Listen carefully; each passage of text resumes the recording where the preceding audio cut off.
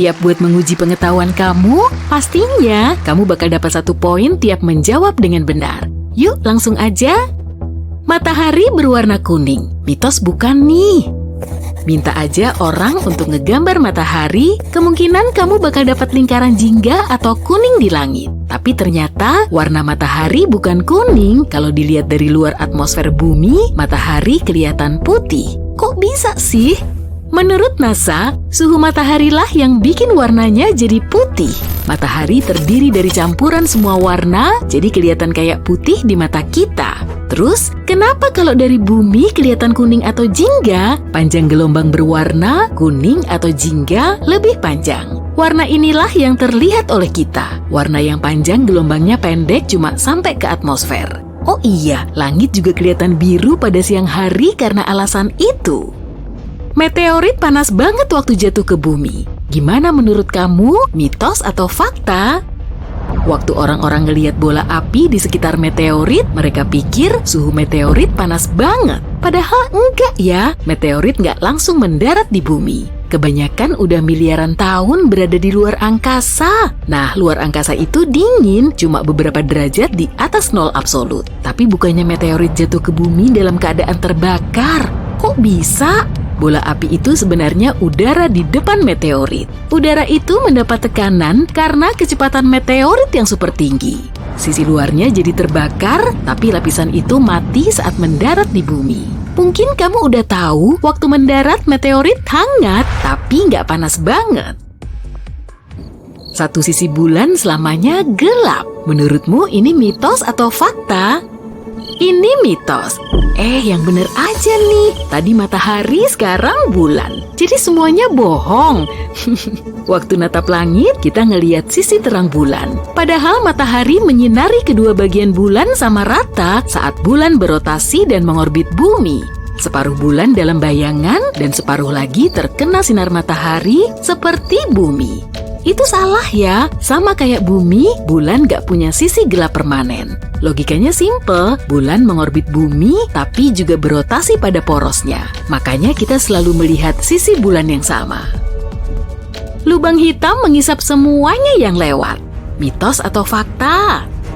Lubang hitam punya massa dan gaya gravitasi yang terbatas. Tetap aja, gak ada yang tahu apa yang terjadi sama benda-benda yang ditarik ke sana. Tapi para ahli tahu lubang hitam nggak punya super gravitasi. Bayangin gini, kalau sebesar matahari, lubang hitam itu nggak langsung melahap seluruh planet. Bayangin lubang hitam kayak pengisap debu. Nah, lubang hitam itu menarik awan debu di dekatnya, tapi debu lain nggak terisap. Jadi meskipun ada lubang hitam yang menggantikan matahari, semua planet bakal terus mengorbit seperti sebelumnya. Planet-planet nggak akan masuk ke lubang hitam, gravitasi lubang hitam baru akan berpengaruh kalau bintang atau benda lain ada di dalam jangkauannya. Waktu kita nelpon, sinyal akan memantul dari satelit. Mitos atau fakta? Mitos, lebih tepatnya cuma kabar dari mulut ke mulut dan miskonsepsi. Maksudnya ada beberapa telepon satelit, tapi orang biasa kayak kita jarang pakai itu meskipun ponsel berfungsi dengan cara yang jauh berbeda. Waktu kita nelpon orang, menara terdekat nyambungin kamu ke orang lain yang lagi online. Makanya ada sambungan menara, jaringan besar sambungan dari menara ke menara, dan kabel tersembunyi. Bulan nggak punya gravitasi. Ada yang bisa tebak, mitos atau fakta? Ini sih cuma mitos, tanya deh ke astronot. Kalau enggak, percaya aja deh sama aku. Ada rekaman yang membuktikan bulan punya gravitasi. Tapi gravitasi bulan nggak sama seperti gravitasi di bumi yang bikin apel jatuh. Gravitasi bulan cuma sekitar 1/6 gravitasi bumi. Gimana ya rasanya jalan di permukaan bulan?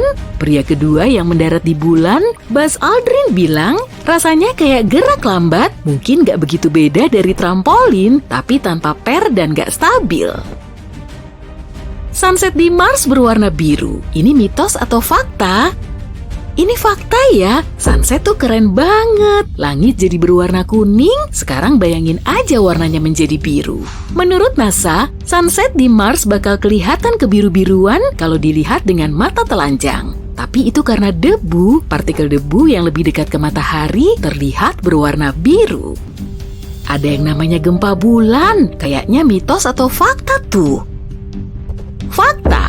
Gempa juga terjadi di bulan dan namanya gempa bulan. Tapi ciri-cirinya beda dengan gempa yang ada di bumi. Sebuah planet bisa cukup panas untuk membuat batu menjadi uap. Bisa tebak mitos atau fakta?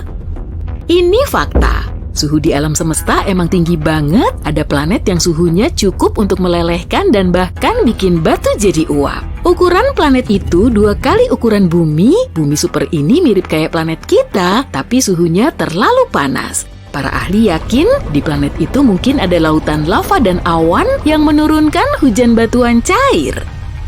1 juta bumi bisa muat di dalam matahari. Menurutmu ini mitos atau fakta? Fakta. Meskipun cuma salah satu dari 100 miliar lebih bintang di Bima Sakti, pusat tata surya kita ini bisa memuat 1 juta bumi di dalamnya. Emang sih kelihatan kecil kalau kita lihat dari sini, tapi itu karena jaraknya yang jauh banget dari bumi. Semua komet punya ekor. Mitos atau fakta? Bener kok. Beberapa komet emang gak nunjukin ekornya. Komet itu kelihatan kayak bola salju yang dilempar orang ke luar angkasa. Luar angkasa benar-benar hening, bener nggak tuh? Iya, ini terlalu gampang. Jawabannya fakta. Luar angkasa nggak punya atmosfer, jadi suara nggak bisa merambat di sana. Merkurius adalah planet terpanas. Mitos atau fakta? Merkurius adalah planet yang paling dekat ke matahari, jadi seharusnya bener dong. Salah. Venus yang merupakan planet kedua dari matahari punya suhu terpanas di tata surya. Tapi suhu planet nggak ditentukan jarak dari matahari, sebenarnya panas bergantung pada atmosfer. Atmosfer Venus sebagian besar mengandung karbon dioksida dan nitrogen. Kombinasi ini bikin atmosfernya tebal banget dan benar-benar tebal. Sepanjang tahun, permukaan Venus punya suhu sekitar 460 derajat Celcius. Sementara itu, permukaan Merkurius mirip suhu gurun, tapi variasi suhunya jauh lebih tinggi. Gravitasi di Mars lebih tinggi daripada di bumi. Beneran nggak nih? Ini fakta. Misalnya nih, satu orang yang berat badannya 100 kg di bumi, jika ditimbang di permukaan Mars, berat badannya jadi 38 kg. Venus berputar searah jarum jam. Hayo, bener nggak? Fakta. Venus berputar berlawanan arah dari banyak planet lain. Matahari di sana terbit di barat dan rotasinya lambat banget. Venus butuh 225 hari bumi untuk mengelilingi matahari. Jarak planet ini dari matahari memengaruhi durasi satu rotasi. Planet ini terlalu dekat ke matahari dan matahari punya tarikan kuat pada planet-planet. Jejak kaki di bulan bisa awet selama jutaan tahun. Fakta atau mitos? Fakta dong, bulan nggak punya atmosfer, jadi nggak ada angin di sana. Tanpa angin, jejak kaki ini nggak bisa terhapus kalau nggak diapa-apain. Kita sudah menemukan Kepler-22b, eksoplanet kecil di rasi bintang Cygnus. Emang kelihatannya nggak penting, tapi sebenarnya penting. Ini adalah planet pertama yang berada di zona Laik Huni yang ditemukan teleskop Kepler. Berarti mungkin ada air di planet ini. Kalau ada air, mungkin ada kehidupan. Kepler-22b bisa jadi rumah baru kita, jadi perhatikan baik-baik. Menemukan planet baru itu nggak gampang sama sekali loh. Nggak semuanya bisa dilihat lewat teleskop yang super keren, bahkan yang secanggih Hubble sekalipun. Kadang bintangnya kecil dan redup banget sampai susah ditemukan di peta. Seperti Kepler-22, saintis sampai harus menggunakan metode khusus. Pertama-tama mereka mengambil banyak foto bintang itu dalam beberapa periode waktu, lalu mereka mengamatinya dan berpikir, bintang ini punya bintik gelap nggak ya? Kalau ada, mungkin aja itu planet. Foto-foto itu sebenarnya membantu menemukan hal yang penting banget. Misalnya, pertama planet ini ada, kedua, ukuran, radius, dan jarak pada bintangnya. Terakhir, apa kita bisa hidup di sana? Sekarang kita tahu Kepler-22b mirip banget sama planet kita dan kemungkinan bisa jadi bumi kedua. Jaraknya juga deket banget, cuma 635 tahun cahaya. Kira-kira 4,8 kuadriliun kilometer, tapi Kepler-22b salah satu opsi terdekat. Kepler-22, bintang Kepler-22b adalah katai kuning, mirip banget sama matahari kita, ukurannya sama, radiusnya sama, bahkan umurnya hampir sama, 4 miliar tahun. Yang beda cuma terangnya, bintang ini lebih redup kira-kira 20% dari matahari, jadi meski udah berusaha sekeras apapun, bintang ini nggak akan kelihatan malam-malam.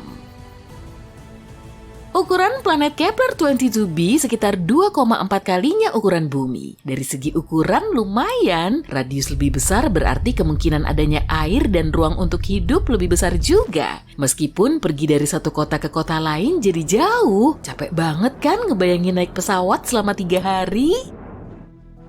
Kita nggak tahu berapa tepatnya masa planet ini, tapi menurut saintis sih lebih berat dari masa bumi. Sebenarnya, masa Kepler-22b bisa mencapai 36 kalinya masa planet kita. Artinya, gravitasinya luar biasa besar. Kalau planet ini 36 kali lebih berat dari bumi, gravitasinya sekitar 6 kali lebih kuat. Ngangkat 9 kilo kentang aja udah susah, apalagi 54 kilo. Ditambah lagi badan kamu bakal jauh lebih berat di sana. Jalan aja butuh otot yang besar, kamu harus jadi atlet binaraga cuma untuk berangkat kerja. Masalahnya, dengan gravitasi sebesar itu, tumbuhan bakal susah tumbuh di sana. Mereka butuh sedikit kebebasan untuk tumbuh dari tanah. Dan hewan, anjing dan kucing kita harus berotot untuk bertahan di sana.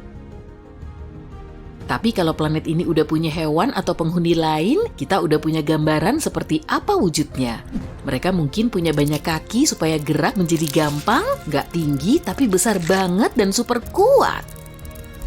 Laba-laba raksasa berotot mungkin lebih seram. Untungnya informasi ini belum bisa dipastikan. Kalau kita beruntung dan gravitasi di sana ternyata cuma sedikit lebih besar dari gravitasi di bumi, hidup di sana tentu lebih gampang. Kepler-22b juga lebih dekat ke bintangnya sekitar 15% daripada kita ke matahari. Kalau Kepler-22b ada di tata surya kita, mungkin lokasinya di antara bumi dan Venus. Berarti kita bakal terbakar di sana.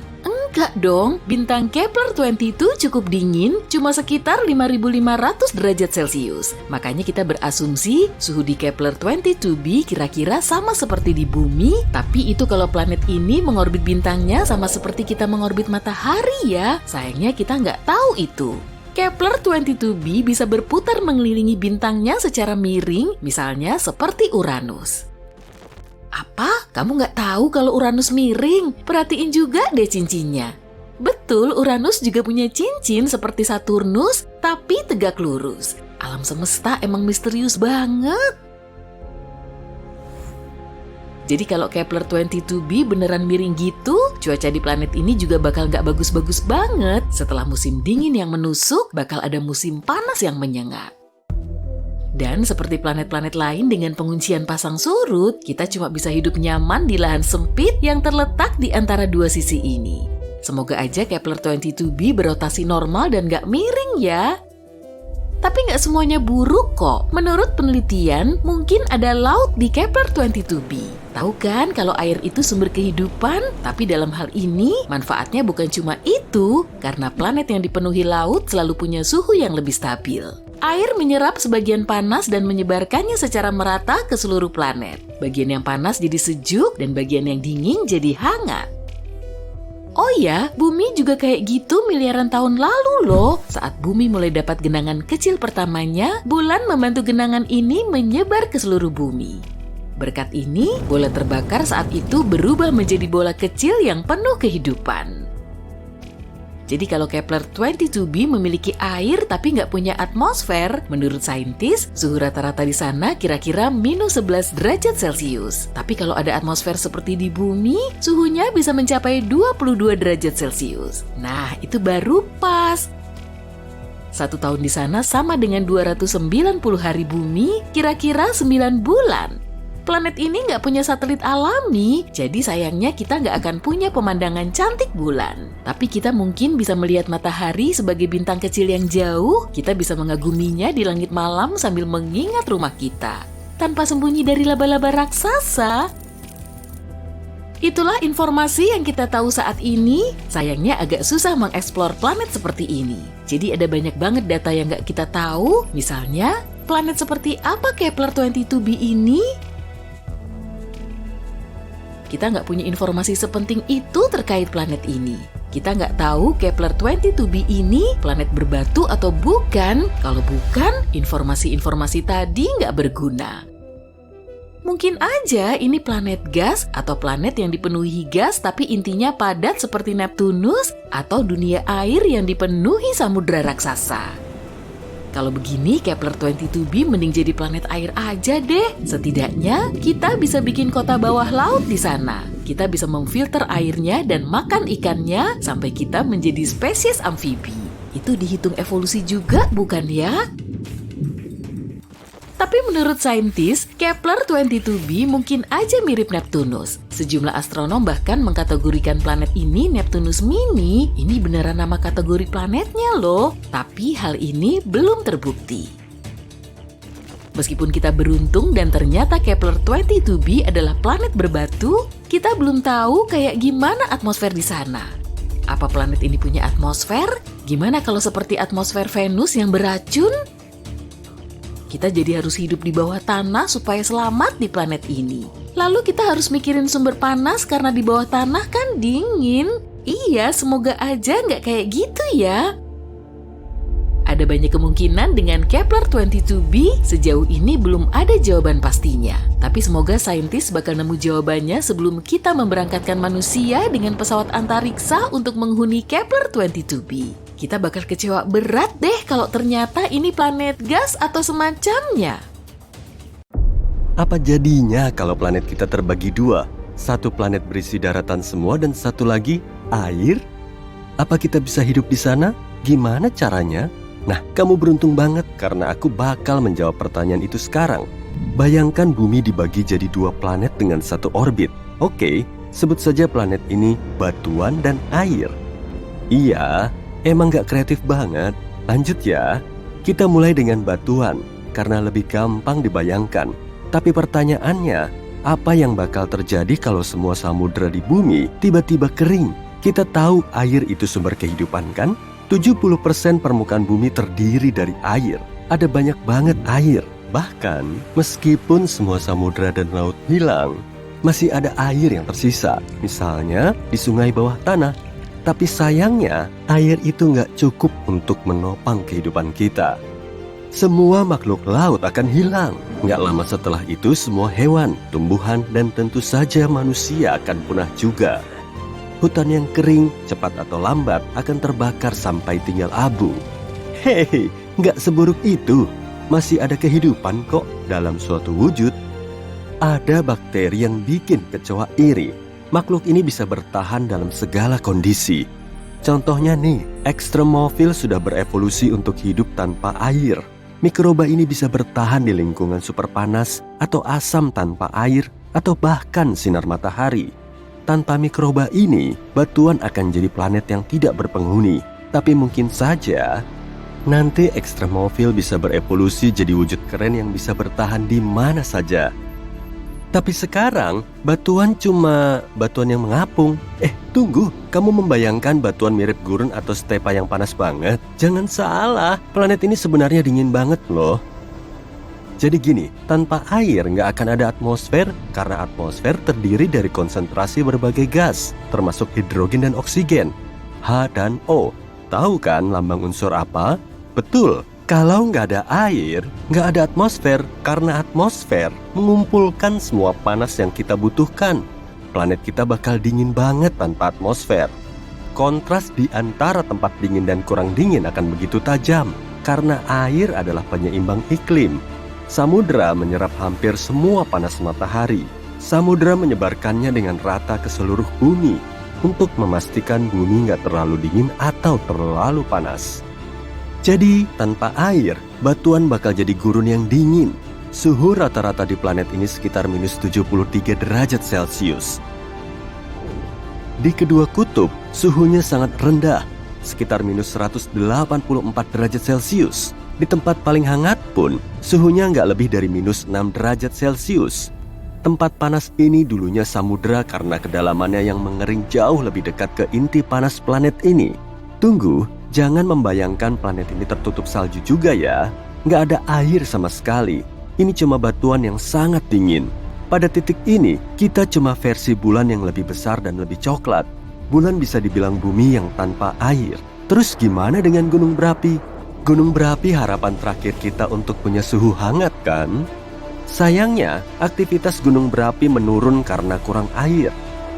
Gunung berapi dan erupsi terjadi karena tabrakan dua lempeng tektonik, lempeng samudera dan lempeng benua. Beban air menekan lempeng samudera sehingga lempeng samudera masuk ke lempeng benua dan membentuk gunung berapi.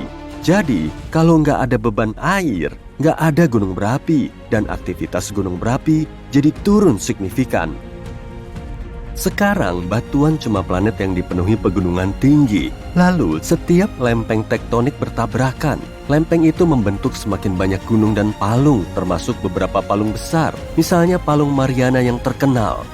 Tadinya aku mau bilang, awas jatuh, tapi nggak ada orang juga sih. Di sana nggak ada air.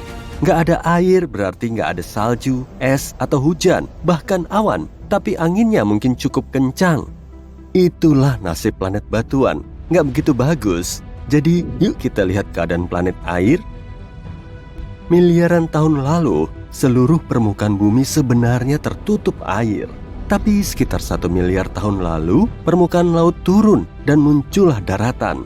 Karena ini, atmosfer planet kita berubah selamanya. Dan seperti itulah lahirnya kehidupan di sini. Tapi apa jadinya kalau planet ini berubah ke kondisi awalnya? Untuk menjawab itu, kita harus mempelajari lebih banyak tentang planet samudera. Gimana wujud planet ini? Oh iya, hampir saja lupa. Kita nggak tahu. Planet seperti ini belum ditemukan karena sangat langka. Emang ada sih satu planet yang nggak mencolok dan bisa disebut planet samudera. GJ1214b di konstelasi Ophiuchus. Iya, susah banget nyebutnya. Tapi planet ini pun nggak kaya yang kita bayangkan. Air di planet ini aneh dan sangat unik. Saintis menyebutnya es panas atau air yang super cair. Dan kita belum pernah melihat hal seperti ini. Yang jelas, planet samudera susah banget ditemukan karena banyak alasan fisik. Planet-planet ini butuh suhu dan tekanan yang sangat spesifik. Tapi secara hipotesis, gimana sih wujud planet ini? Tentu saja, planet ini nggak mungkin sepenuhnya air. Kamu nggak membayangkan akan ada gumpalan air raksasa yang berputar mengelilingi bintang kan? Planet samudera tetap seperti planet dengan inti dan semacam pondasi. Jadi, bayangkan semua air di bumi yang dulu bercampur jadi satu samudera raksasa dan asin. Wow, makhluk laut pasti senang tuh, tapi kita enggak. Satu-satunya hewan yang bisa selamat dalam situasi ini, kecuali ikan, mungkin burung yang bisa berenang dan makan ikan. Kayaknya, meskipun permukaan laut naik drastis, setidaknya masih ada beberapa pulau yang berada di atas air. Mungkin pulau itu dulunya puncak gunung tinggi, kayak Gunung Everest. Jadi, kalau burung-burung ini bersarang di sana, mereka bisa bertahan lama. Tapi kita gimana? Kita masih punya kesempatan kalau kita punya cukup waktu untuk bersiap menghadapi banjir besar. Kita bisa selamat di kapal selam atau kapal raksasa. Kita bisa menanam makanan di kapal dan memancing ikan dari laut. Tapi tanpa pulau Everest, kita nggak akan bertahan lama. Kalau nggak bisa berlabuh saat kapal bocor, kita nggak akan bisa memperbaikinya. Sayangnya, air minum sudah nggak ada. Sumber air minum cuma dari hujan atau dengan memfilter air laut. Tapi tetap harus ditampung kan? Wadah air ini bakal memakan tempat dan sangat berat. Tapi secara keseluruhan, planet air nggak buruk-buruk amat. Suhunya cukup hangat dengan rata-rata sekitar 10 derajat Celcius. Dan perbedaan suhu tertinggi dan terendah juga nggak jauh. Dari minus 29 derajat Celcius di kutub sampai 21 derajat di khatulistiwa. Dibanding planet batuan, planet air lumayanlah. Radius planet air bakal sedikit lebih besar dibanding bumi karena volume airnya. Tapi kepadatan planet ini cukup rendah, gravitasi juga melemah. Nah, kalau kedua planet ini ditempatkan di orbit bumi, setelah beberapa saat, keduanya akan berjauhan dan mengikuti lintasan yang berbeda. Planet ini akan selaras supaya nggak bertabrakan. Di salah satu planet ini, 1 tahun akan berlangsung selama 12 bulan. Tapi di planet satu lagi, cuma 10 atau 11 bulan. Ya, begitulah. Ada fakta seru nih. Semua ini bisa betulan terjadi nanti. Pertama, kerak bumi semakin tipis. Hei, aku suka kerak tipis, tapi bukan kerak bumi juga sih. Jadi, suatu hari, air bisa membanjiri seluruh daratan. Sementara itu, dalam beberapa miliar tahun, saat matahari mulai membesar dan jadi raksasa merah, semua samudra di planet kita bakal benar-benar mengering. Oke, tarik napas dan lupakan dulu itu. Sudah cukup cerita seramnya. Nggak perlu khawatir dengan peristiwa yang masih lama. Kalau hari ini saja, aku masih pusing karena dompetku hilang. Kayaknya tadi di sini.